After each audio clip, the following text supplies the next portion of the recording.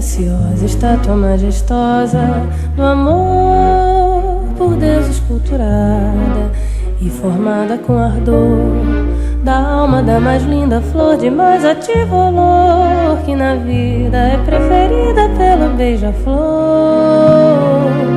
Se Deus me fora tão clemente aqui neste ambiente de luz, formada numa tela deslumbrante e bela, teu coração junto ao meu ansiado, pregado e crucificado sob a rósea cruz do afante peito teu. Tu és a forma ideal, estátua magistral, alma perenal do meu primeiro amor, sublime amor. Tu és de Deus a soberana flor. Tu és de Deus a criação, que em todo o coração sepultas um amor.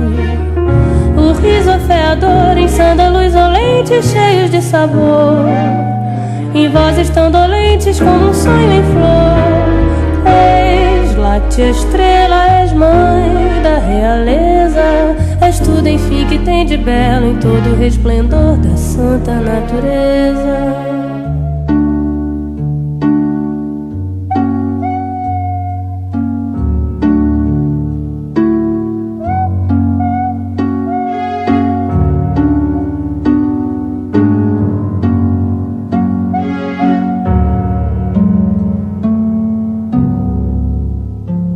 Perdão, se ouso confessar-te, eu hei de sempre amar-te, ó flor, meu peito não resiste.